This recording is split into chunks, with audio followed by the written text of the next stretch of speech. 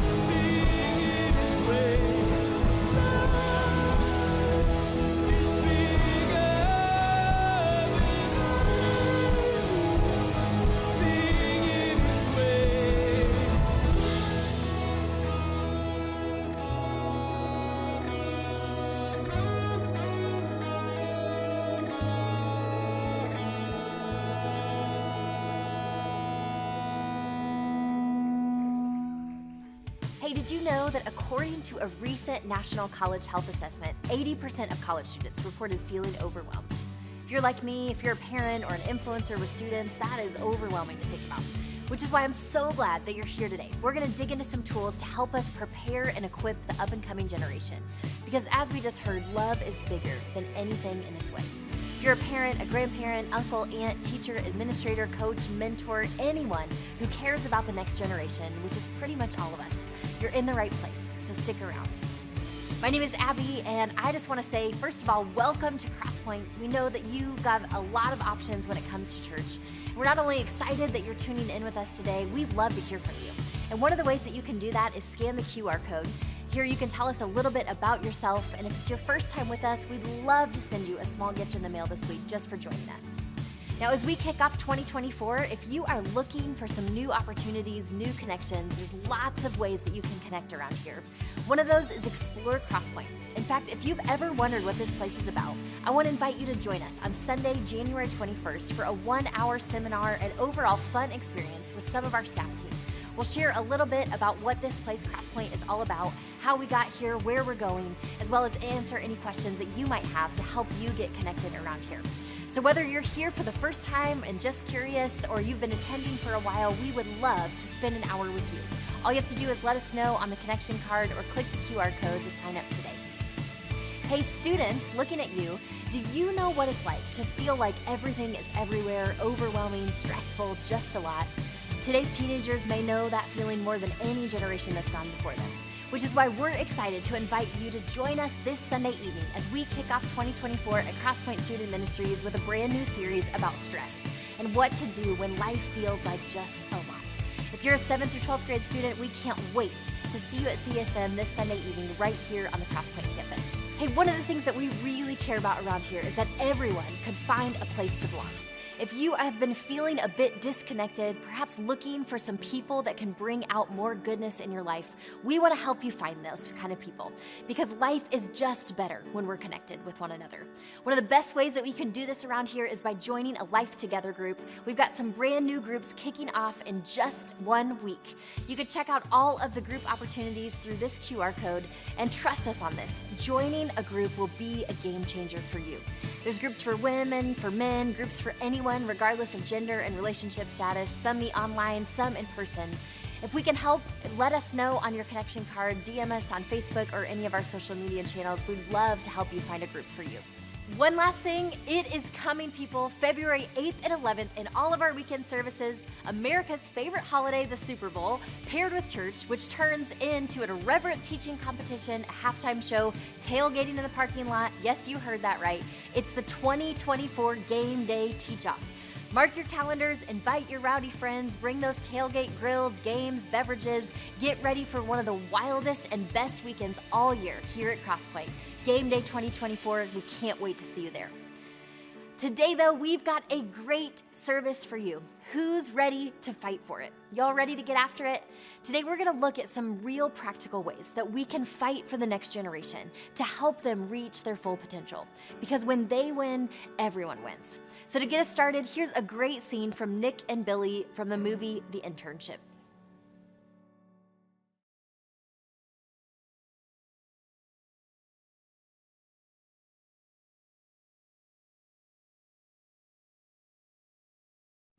Oh, man. Any internship fans out there tonight? Oh, man, I tell you what a great movie. And if you're not familiar with this, Vince Vaughn and Owen Wilson there, Nikki and Billy, they lose their jobs. And they kind of got to reinvent themselves, and they apply to be interns to kind of go backwards into an internship at Google.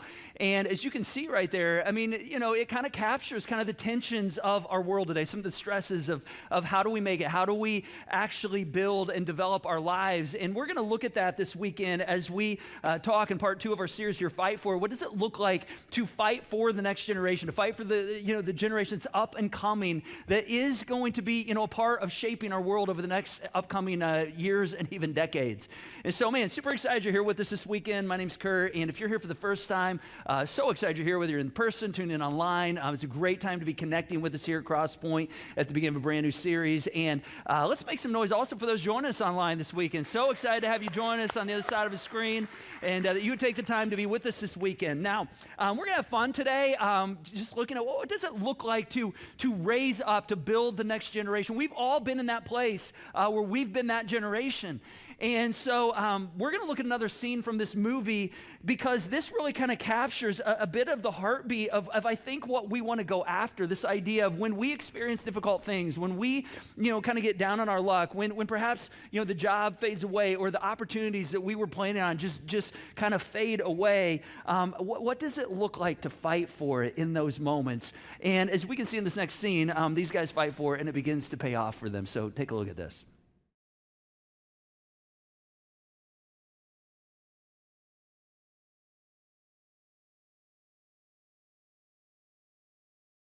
That's what I want us to talk about this weekend. What does it look like to raise a generation that turns a disadvantage into an advantage? And, to actually be able to create a future, to have the kind of grit, to have the kind of ability and the belief in themselves that they can actually overcome anything that comes their way. And so that's what we're going to kind of fight for this weekend. And so today, what I want us to see is that we all have a role to play in this. So whether you're a parent or a grandparent or an uncle or an aunt or a friend of someone who is in the up-and-coming generation, maybe you're an educator, maybe you're an employer and you're hiring and shaping the next generation, whatever your role is, which I think, believe it or not, it includes all of us. I want us to see that we have a role to play. And I'm not going to list all those roles out each and every time we kind of work through this, but I want us to see that we all have the ability to actually affect the next generation. So we're going to spend a little time kind of looking at the context of what the current up-and-coming generation is dealing with and what it means for us to fight for them. And then we're going to look at some of the things God says about this, which he gives us kind of some real good clarity on how we raise each generation up. And then we're going to give some walkouts. I want to give some time to actually just give us some very tangible ways that we can put, practices we can put into place that actually build into this generation. Now, as we do this, we're going to look through the lens of one of my favorite thought thinkers on this, on the next generation, a guy by the name of Dr. Tim Elmore. He's somebody that I have actually had the chance to visit with. We've heard from him here at Crosspoint before. He's one of the best, in my belief, people who understand like what this generation is looking at and what they're navigating, how we can build into them. And you can find his work at growingleaders.com/blog, which that never gets old. It's so fun right there. And we're going to look at some of the data that he brings us. And one of the things that he kind of brings to the forefront as we think about building the next generation is how there has been a kind of a change in the scorecard as we know it in terms of what it means to be a good parent. And so what he means by that is he said, it used to be a good parent, it meant that you basically, give your kids everything they need. But in today's world, where we are kind of right now, and especially in our community, you're a good parent if you give your kids everything they want, right? And that may not be true in every community, and maybe that's not always true, but let's be honest, in Fishers, come on, is that not true? Anybody? Yeah, okay. I got about 6 of you, actually about 10 of you that are on board with that. And so I think the dilemma when it comes to good parenting and raising this generation is that we want to try to remove hardship. And why wouldn't we? I mean, what good mom or good dad would not want their kids to not have to experience some of the hardships that we went through, and yet we have to be reminded that it was going through those things that are actually the things that forged and shaped who we are today. And so I want us to kind of change our thinking today as we think about what does it mean to raise up the next generation, that we're not just raising up children. What we're doing is we're actually raising up future adults. Now, as we think about a little context on this, one of the big factors that each generation, all of us have had to do this, and today's current generation has to do this as well, they have to navigate the pace at which things change. And I think we would all agree that life changes at a pretty rapid pace, that there's a lot of chaos when it comes to navigating life. In fact, about 50 years ago, we began to learn that change brings stress. In fact, there were two doctors that developed an assessment, kind of an inventory called the social readjustment scale. And this kind of measured that if you have a certain amount of changes in your life, anything from moving to a new community, or perhaps starting a new job, or losing a job, or getting married, or getting divorced, or if you're a student, graduating, going to a new community, going to college, developing new friendships, all of these things are life change units, and they all add stress to our lives, whether positive or negative. And so the big idea I want us to think about today is that as we think about fighting for the next generation, really what this has to do is helping them navigate the changes that are happening to them in a way that prepares them as opposed to protecting them from the things that are happening around them. All right, and again, this might be a different message if we lived in another community, but in our community right here, we spend a lot of time protecting, and I want us to see that really one of the things we have to put our energies into is what does it mean to prepare them? Now, I think we would all agree that teenagers today deal with a decent amount of stress, and so it's natural for us to, want to jump in and kind of deflect that. In fact, Dr. Robert Leahy, who's a cognitive behavior therapist, he actually said something really fascinating on this. He said the average high school student today has the same level of anxiety as the average psychiatric patient of the early 1950s. I mean, think about that for a moment. And we see this lived out. We see this all around our culture. You look around, you see it represented. In fact, you can see it represented in art. You can see it represented in music. In fact, I want to do a deep dive for a moment in some of the music of the last decade or so, because it kind of tells a story. Music has an amazing way of not only reflecting culture, but also directing culture. And it kind of signals to us what's going on in the world. It's one of the reasons we do a song every single weekend from the radio, something from just pop culture, because it says a lot about where our world is, but it also says a lot about where we're heading. And we just think God has a lot to say about those kinds of things. And so, a lot of our music not only, tells us the narrative of our culture, but it also kind of tells us what kind of messaging is going into our heads, and especially the heads of the younger generation. And we can see how it's changed over the last decade or two or three. For instance, if I go back about 12, 13 years or so, one of the songs that our family really kind of gathered around when our kids really started getting into music was a band called the Black Eyed Peas. Anybody like the Black Eyed Peas? Oh, yeah, okay, so we got some fans. So there's a song called I've Got a Feeling, and you may remember this. It said, I got a feeling that tonight's going to be a good night. My kids, we had a stage in the loft of our house, and they would do a concert every night with this song. Tonight's going to be the night. Let's live it up. I got my money. Let's spend it up. I mean, what's the message of this song right here? I mean, the message is hey, life's a party, right? Life's a party. There's hopefulness. There's a lot of opportunity. We need to take advantage of all the things we have in front of us. Well, we fast forward a couple years, and we find another song that we actually covered here at Crosspoint a few years ago by a band called 21 Pilots, which is a band that has a really good pulse on culture today. And this song is called Stressed Out. And I want you to look at the lyrics that they kind of wrote into reflecting what's going on in our time. They said, wish we could turn back time to the good old days when our mamas sang us to sleep, but now we're stressed out. And if you have ever seen the music video to this song, it's fascinating because you've got a 25-year-old young man on a big wheel, almost acting like he wished he was young again, and he's riding to his mom's house. And you can see this right here. He's riding, and he actually walks in his mom's house, and it's almost like he wants to turn back the clock, almost a wishfulness to being able to go back to simpler days. In fact, here's another part of the song right here. They say, I was told when I get older, all my fears would shrink, but now I'm insecure and I care what people think. Which that's probably social media right there. I mean, that's the reality that, man, everybody's speaking into my life. I've got all these messages coming at me each and every day.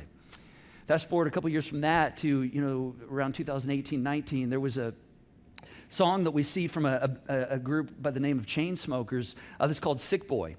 And here's some of the messaging that they began to reflect about our time. They said, make no mistake, I live in a prison that I built myself. It's my religion. And they say that I am the sick boy. Feed yourself through my life's work. How many likes is my life worth? I mean, again, right there, I mean, this is just a reflection of, oh my gosh, like everybody's speaking into me. My life is dictated by the things that are going on around me, by what people think of me. I mean, just think of the roller coaster that you're on when you're like actually living in this way. And one of the reasons this is so important is, my experience with my kids and just, observations and working with families is that middle schoolers, high schoolers, even college students today, in many cases, I mean, social media really is where much of this generation gets its identity. And, for me, it was different. I mean, it may have been for you different. Maybe it was your faith. Maybe it was your family that you came from, or, your things you did athletically on the field or on the court. But this generation, I mean, it's a roller coaster that's much dictated by the messages that we receive. Let me give you one more. This is going super current. This is a song we covered just this past fall from the Barbie movie and Billie Eilish. Great movie, great song. She writes, I don't know how to feel, but I want to try. I don't know how to feel, but someday I might. When did it end, all the enjoyment? I'm sad again. Don't tell my boyfriend. It's not what he's made for. What was I made for? And so, I mean, here we see that it's like, I'm trying to figure out like why I'm here. And then, I'm dealing with things, but I don't even know that I need to tell my boyfriend. I mean, there's not people in my life that it's not their job to own that. And see, we see all of this, and we just in one, a little over a decade, we can see this movement from like, I'm in control, I have, control over my destiny, I can actually make decisions that affect my life, to this sense of life is happening to me. And, statistically, I mean, if you look at data today, I mean, the number one word that the up-and-coming generation would use to define their life is this word right here. It's the word overwhelmed.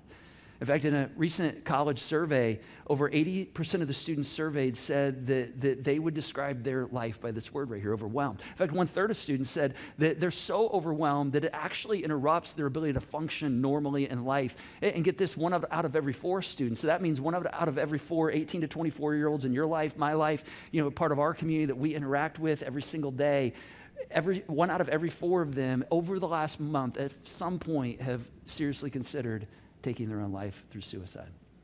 I mean, just because there's a sense of feeling overwhelmed. And I mean, and of course, this isn't cool. It's not good. I mean, this idea of life is happening to me and it's so out of control and I don't know how to interpret all of it. And I've got all these messages coming at me. And so as a result, what happens is we tend to fall into this, what is called an external locus of control, which is this idea of everything around me is dictating my life, is shaping my narrative, versus an internal locus of control, which is this idea that I actually have the ability to shape my narrative. And every time we talk about the next generation, I like to talk about locus of control. And if this is a new term to you, let me give you a little backstory on this. This is something that came from a guy by the name of Dr. Julian Rotter. And he did some research back in the 50s and basically came up with an assessment to determine where the locus of control is within each individual. Meaning, if you're someone who has an external locus of control, this is someone who believes that fate or external forces, I mean, whatever's going on around me, that dictates my life. I mean, I'm just going to I don't really have control of the narrative of my life. I just kind of blow with whatever the winds of culture, bring my way. Versus someone who has an internal locus of control is somebody who believes that they actually own their own success and accomplishments, that I actually can choose the narrative to my life. And so back in 1963, when he began researching this, one of the things Dr. Rotter saw was that the students that had an internal locus of control, like I actually have control over my future, I can do things that actually dictate, how my life goes. These students were actually measurably more successful than students who had an external locus of control. Meaning they took better care of their bodies, they took better care of their health, they took better care of their relationships, they had better marriages, they're more successful in their jobs. And the concerning part, in some of his data, all the way back to when he first started collecting data on this, is that they began to see this slow and steady decline of this internal locus of control, or agency as you might call it. This sense that I actually do have the ability to dictate the direction of my life. But for many students, it's like, I don't know how to do this, and it's out of control, and I need somebody to do this for me. I don't know where to start. And why do you think that is? Well, one of the reasons that researchers, bring this up and why this is so important is because as parents, any of us that are parents, we actually create this. We've actually, in many cases done too much for our kids, too much protecting and not enough preparing. In fact, there was a school in Arkansas that had a sign on their door that I just think every school should have on their door, as you get ready to go in the office. And it was specifically for parents. And before I show this to you, I'm going to tell you, I've been guilty of this. Like, I've had to make some shifts off this, and it's one of the areas of growth for me. But here's what the sign said. It said, stop. So this was for parents. Stop. If you're dropping off your son's forgotten lunch, books, homework, equipment, etc., please turn around and exit the building. All right? Your son will learn to problem solve in your absence. See, this is actually where, like, the problem solving, the internal locus control gets developed when all of a sudden life doesn't go exactly the way I want, and I have to actually come up with solutions. But see, so many of our students don't know how to do this. Why is that? Because we do too much protecting and not enough preparing. So again, big idea this weekend. I want us to lean into what does it look like for us to fight for the next generation by doing more preparing and less protecting. All right, because this is what develops agency. This is what develops this internal locus of control. Now, this phrase, internal locus control, external locus control, it's not a term we use every day, but we have a role to play in this. And it's consistent with what we see in men and women all the way back to the first century, all the way back to the early church. To the first century church, we see, the challenges, the obstacles that people in the first century faced. I mean, they did it without Advil and Tylenol. I don't know how they did it. We have different challenges today, but they had challenges to overcome. And the writers of the New Testament, they would encourage people to say, of course there's a God. I mean, there's a God who's there. He's in control of the world. He cares for you. He hasn't forgotten about you. He knows what you need, but at the same time, you have the ability to control your destiny. You have the ability to control outcomes in your life. You have the ability to actually shape the direction of your life. You have an ability to shape the beliefs that you have, the hopes that you have. You have the ability it's actually in you. And when we receive God into our life, I mean, we actually have God's Spirit dwelling in us. I mean, think about this. The same Spirit that raised Jesus from the dead is actually living in us. And so that means you can actually do hard things. And so I want to give us a picture, just a one-verse picture of kind of what we see the Apostle Paul lay out in one of his letters to the Romans. The Apostle Paul's, a guy that is trying to raise up new Christians, young Christians, strengthen people who are trying to figure out what it means to have faith. And so he writes this letter to all these people scattered across Rome who are trying to figure this out. And here's what he says. He says, do not conform to the patterns of this world. All right, and so that's the external locus of control right there. Don't conform to the winds that blow your way and all the different changes that happen. Don't find yourself going, oh my gosh, these things all dictate my life. They don't have to dictate your life. He's saying you don't have to conform to that. But instead, be transformed. And look at this phrase he uses at the end of this, by the renewing of your mind. And what he's meaning right here is he's saying you and I actually have the opportunity to establish control of the narrative. All right, that we have the ability to make decisions each and every day, regardless of the winds that are blowing around us, that actually allow us to choose our attitude, that affect our attitude, that affect the quality of our life. And again, this is also known as agency. And so for the rest of our time today, I want to give us some walkouts in how we do this. How do we implement these things in the next generation? And I'm going to be honest with you, I'm still learning alongside you on this. These are some things I've learned and that I found super helpful. And many of these I've learned from other people as well. And so I want to kind of give you what it looks like to change the report card in how we parent. What does it look like when we begin putting more time and energy into preparing instead of just protecting? All right, and so you guys ready? You ready to look at what some of these things are? All right, here we go. Let's do this. So the first thing we have to do is we have to teach our kids to affirm God's promises about themselves. We have to teach the upcoming generation what it means to affirm God's promises about themselves. And I would even recommend out loud, to say these things out loud. And it sounds like hocus pocus. It sounds like, oh, we're just going through a rhythm. No, it's not that at all. When we say these things, we're actually fighting against the cognitive distortions that want to change the narrative about ourselves. That I'm going to flunk this class. I'm not going to do well here. I don't have any value to bring. I'm not good enough for him. I'm not good enough for her. But see, when we affirm God's promises about ourselves out loud, one of the things we do is we actually expel or we come against the lies that actually cause us to think that everything around us shapes who we are. Now, let's go back to what the Apostle Paul said right here in Romans chapter 12 for a second. Now, if you by the way, subscribe or check in on the YouVersion Bible app each week, then you perhaps saw this verse this week. I want to break this out. If you don't, man, I would really encourage you to consider the YouVersion Bible app. It's a great way. The verse of the day is a great way to just, like every day have something coming into your device that kind of helps you understand God's character. And this past week, Levi Lusko, one of my favorite authors, he actually broke Romans 12 down for us right here. And he talked about the things that actually shape our narratives, that we allow to shape our narratives. And he said, it's all these simple things that we say. He said, we'll say things like, well, that's just the story of my life. Maybe you go through something and it doesn't go the way that you want. And you go, wow, that's just the story of my life. It always goes that way. The bottom of your grocery bag fell out, or you spilled coffee all over your shirt right before you walked into a presentation. Like, wow, it's just the story of my life. It always goes this way. And basically, whenever we say that, what we're actually saying is that this is our narrative. And what Paul's saying, and even what Levi Lusko was trying to help us understand this week, is that we actually can choose the narrative right there. He's saying you can actually articulate a better story. But to do that, we have to learn to think differently. We have to renew our mind. We have to renew our mind based on what God says about us. And so when we see or experience something bad that happens, and we say, well, that's just the story of my life, that actually is negative thinking. And we can't live right if we don't think right. And so ultimately, when we allow a thought like that to actually make its way into our vernacular, then we're actually a lot closer to that bad thought coming true than we were previously, because our thinking affects our behavior. And so one of the things we have to do is we have to tell ourselves, we have to teach our kids, and we have to teach those who we're raising up what it means to lean into the promises that God says about them, that I am loved, that I am cherished. Even when things don't go my way, guess what? I'm valued. I'm a beloved child of God.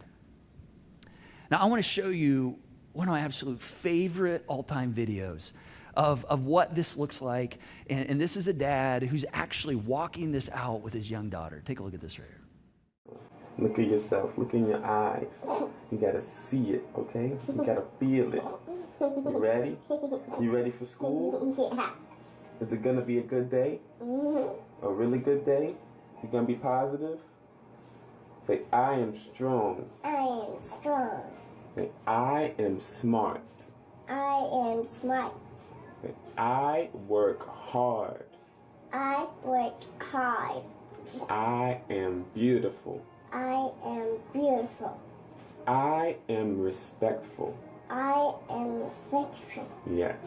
Say, I'm not better than anyone. I'm not better than anyone.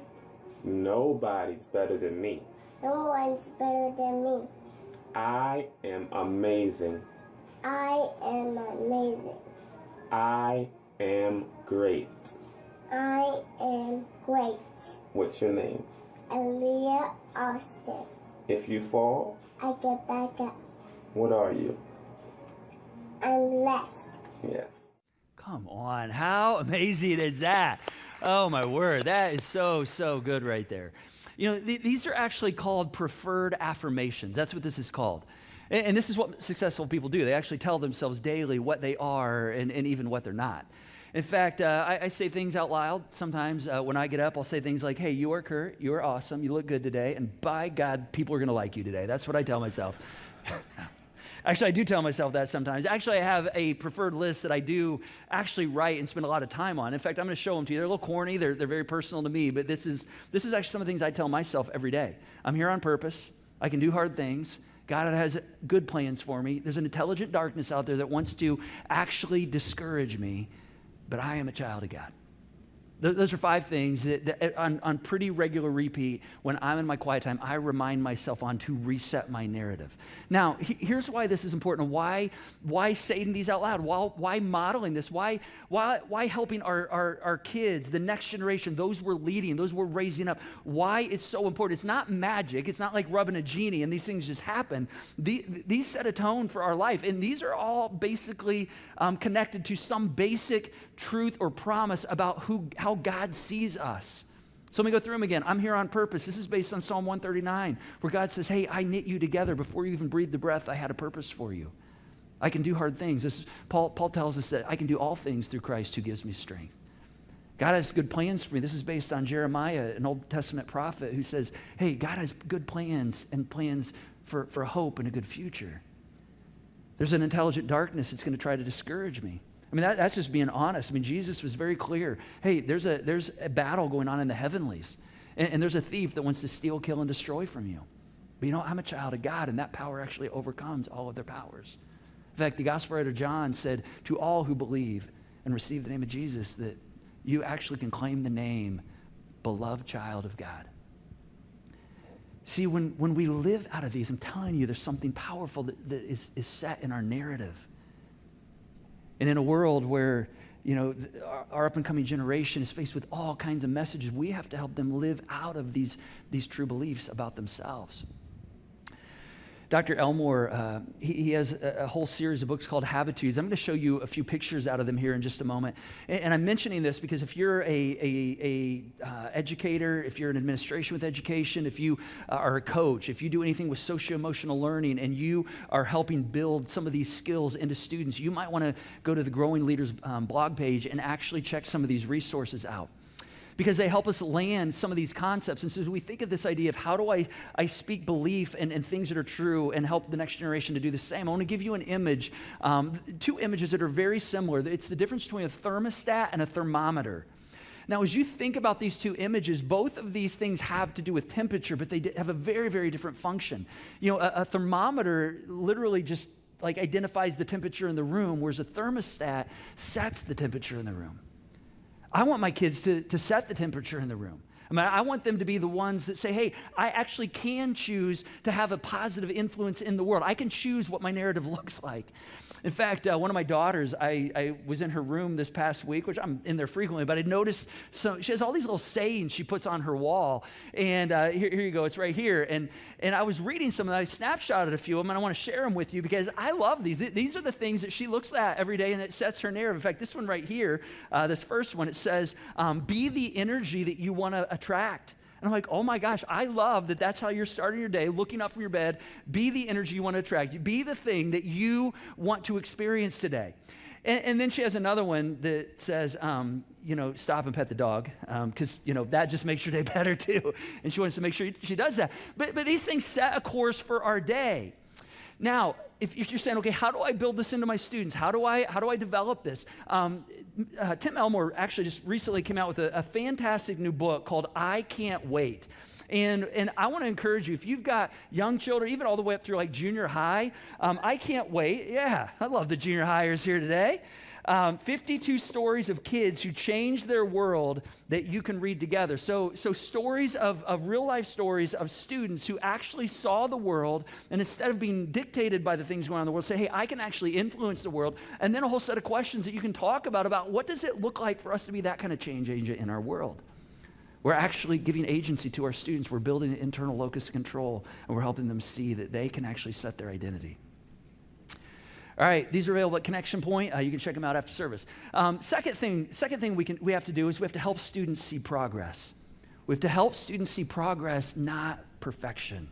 Not perfection. There's a guy by the name of Martin Seligman, and back in the 1960s, he started studying something called learned helplessness. And here's how he defined learned helplessness. This is basically when students begin to act helpless is when they are hopeless. And he was, you know, just observing students, and just like you're in my life, I mean, when you put energy into something and you begin to, you know, see that the things that you're doing aren't having any affect, and you just keep doing it, and you're not seeing any results, at some point you give up. I mean, it's like the rat in the experiment that triggers the lever and expects a treat, and no treat comes out. And they hit the lever again, and nothing comes out. And they hit the lever again, nothing comes out. At some point, they're like, okay, I'm going to stop hitting the lever. I mean, it's helpless, all right? And they feel hopeless as a result of this. And so, you know, basically, we learn hopelessness. A lot of times our students learn hopelessness, again, because as parents, as people who are raising this generation, we spend too much time protecting them instead of preparing them, giving them opportunities to actually grow and to see what kind of progress they can make. One of the things my wife and I have done with all of our kids, and as I tell you some of these stories, I'm going to tell you we've made more mistakes than you'll ever know. You're going to hear some of our good ones and a few of our bad ones. But we just started having our kids do their own laundry from like a very early age, which unfortunately meant for like my youngest daughter, like she started at like first grade. Like it's pretty much like, hey, if you need clothes, you're going to have to learn how to, wash them. And we'd show them and we'd, talk them through. And the cool thing is by the time that they got to FACS class in junior high, which is Family and Consumer Sciences, that's like home ec for some of us, like back in the day, they'd already done the curriculum. They're like, hey, go figure out, here's how you do laundry. Go home and do a batch. Like, I do that every day. Now, there was some dicey moments. I mean, there were some ruined clothes. There were moments where they wouldn't actually do their laundry, and so we'd be getting ready for school the next day, and they'd be like, I don't have any clothes. And so they had to put on like dirty pants and maybe a shirt that didn't go with it. And a few times I remember Julie and I watched them come home, and I'm like, I pretty much think the teachers think they're homeless. I mean, they're probably like, where are the parents? Well, you know where the parents were. We were actually less concerned with our kids' fashion ability at school. We were more interested in raising future adults. And, that was kind of our goal. And, to date, I mean, the result, we're 2 for 2 so far of kids going to college. And when they got to their first week, they weren't standing there crying in front of the washing machine because they didn't know what to do. In fact, I don't know if you are familiar with the name Liz Murray. She's the homeless to Harvard girl. There's a book called Breaking Night where that kind of chronicles her life, where she grew up in New York City and her parents were addicts and she grew up on the streets, and yet she was incredibly intelligent. She won a scholarship to Harvard. And in her book, she tells a story about how during her freshman year of college, she was standing in front of the washer and dryer in the dorm alongside one of her classmates, and both of them are standing there crying. And yet for 2 different reasons. For her, she was crying because she'd never in her life had access to a washer and dryer.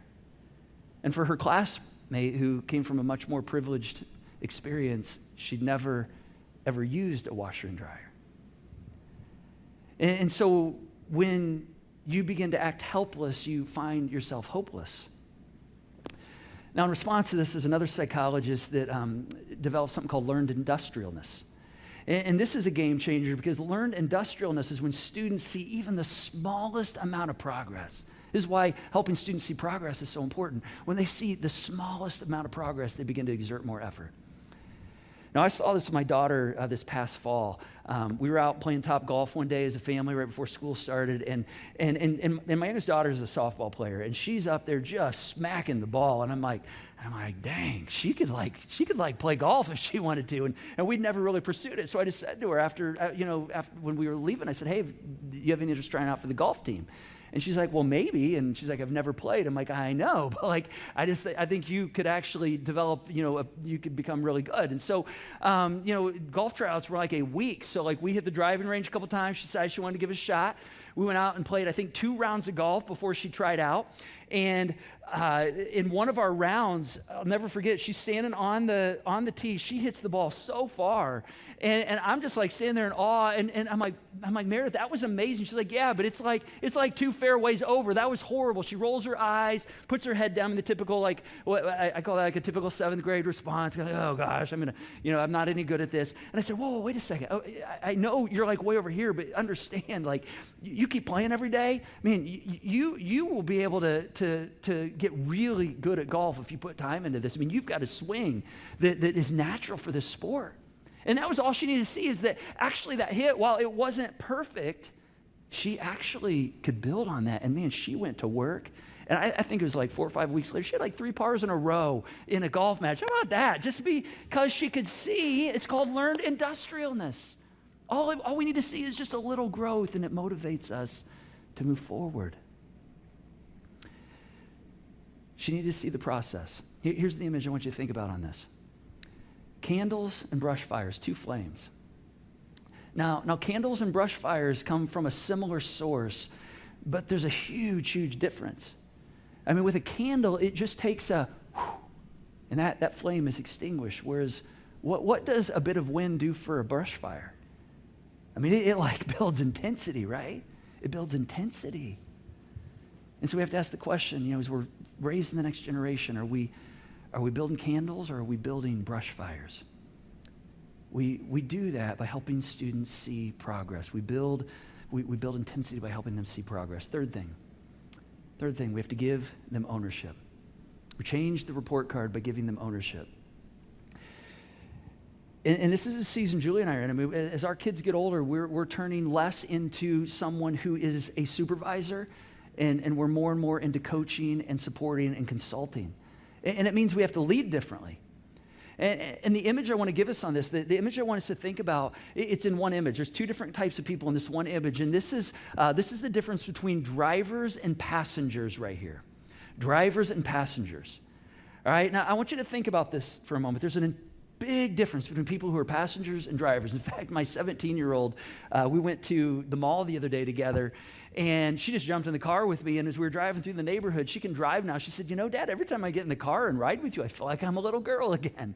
And we were like reminiscing, and then I began to realize, oh my gosh, because I'm always the one driving whenever we're together, it naturally puts her in a posture of being a passenger. You know, what do passengers do?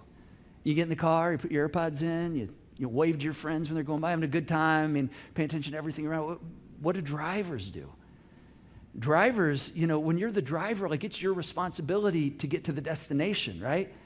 And yet too often, I think, as parents, we find ourselves just maybe even indirectly encouraging our kids to be passengers instead of drivers. And so this is about owning the destination, because you can't blame anybody when you get to where you are, because you're the one that helped get yourself there. And when you do this, you actually grow agency, you grow internal locus of control. So how do you do this? Well, one of the things you have to do is you have to get okay with your own insecurities, with not being the one in charge. A couple years ago, I learned this from one of my good friends. I had the chance to coach a bunch of sixth grade girls in rec basketball and met a bunch of amazing people. It was one of the best teams I'd ever coached. And one of the parents was like, hey, we won the championship that year. And they're like, you didn't do that. These girls pretty much had the championship when they stepped on the floor. I'm like, I know, it was a privilege to coach them. But I got to meet a lot of fun people. I got to meet my good friend Scott Long. Some of you know Scott Long, a comedian in the area that we've had the chance to partner with here in benefits and sponsoring great initiatives in our community. And another guy that assistant coached with me, a guy by the name of Derek Freeman. And Derek, again, has become a really good friend and is a part of our community here at Crosspoint. And Derek taught me something. A couple weeks into the season, I was coaching, Derek was assisting me. I had no idea what an amazing coach he was. He's the kind of guy, when you meet him, he's a very humble guy, amazing dad, amazing coach. His son is probably, one of the best athletes that's ever graduated from Hanover Southeastern High School, went on to play for the University of Nebraska, had a promising NFL career in his future until he had a career-ending spinal injury, and his son just walked away and said, okay, I'm not going to do football. I'm going to, go do my career that I prepared for. I'm like, how do you raise a kid like that prepares their whole life and then just has the confidence to walk away and do something that they're built for? Well, Derek raised him up. And so it was our second or third game of the season, and I had to be away for the weekend. And so I said, hey, Derek, I'm going to be out of town. Would you mind coaching this weekend? Matt, my son, was coaching with us. I said, Matt will be here to help. And he said, no, I'm actually not going to coach. He said, Matt's going to coach. He said, I'm going to assist Matt. I'm like, oh, I hadn't even thought about that. So I looked at Matt, and Matt was kind of like, whoa, he's about 16, 17 at the time. I said, you up for coaching these girls, Matt? And he said, yeah, I can do that. So he put the plan together. He put the rotations together. And I'll be honest with you, I don't even remember if we won or lost the game. We probably won because we had an amazing team, and I think we won about every game. But I can tell you that my son grew about 6 inches that weekend because Derek put him in the driver's seat instead of delegating him to the passenger seat. You see, these are the ways we change the report card. And I'm going to be honest with you, many people in our community aren't doing this. This is not a normal thing in our community. But I'm telling you, these are game changers. In fact, I want you to take a look at some of your next steps that are on your connection card as we wrap up. And I just want to encourage you to consider what's one next step in one of these areas. You might say, this is something God's putting on my heart in my role as I shape the next generation, as I shape the students that are in my home, as I shape, the students in my workplace, in my school. What's God putting on my heart?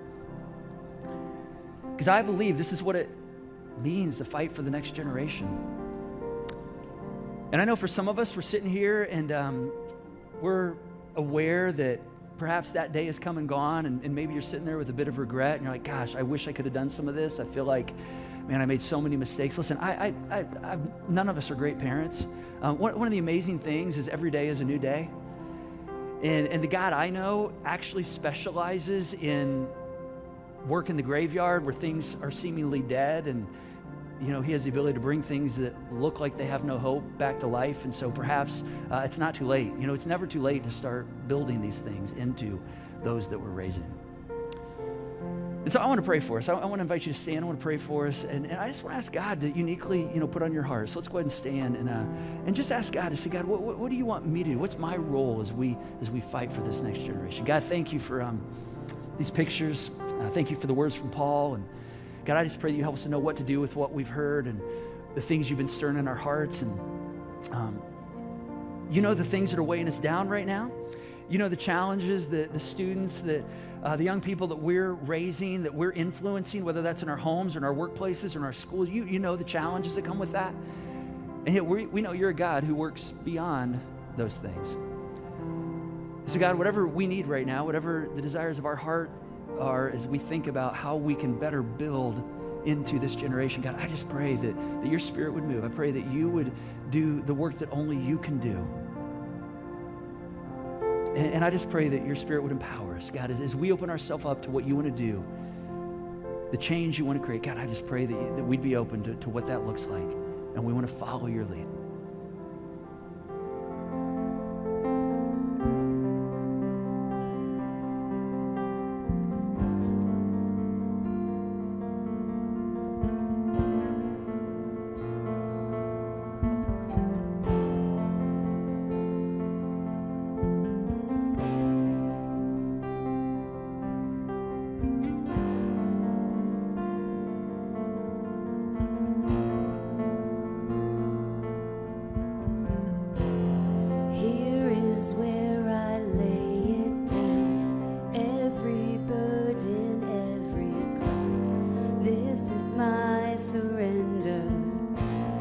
This is my surrender.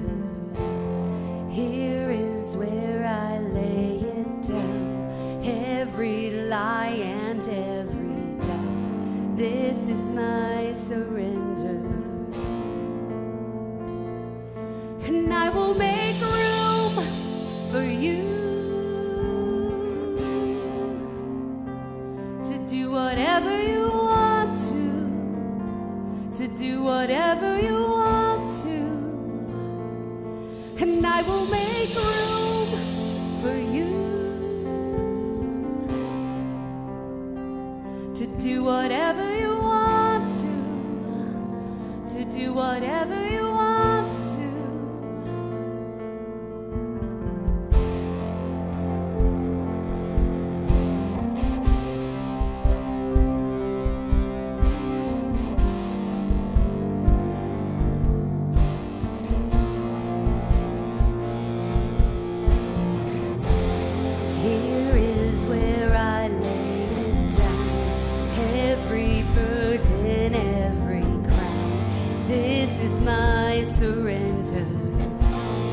This is my surrender. Here is where I lay it down. Every lie and every doubt. This is my surrender. And I will make room for you to do whatever you want to do whatever you want.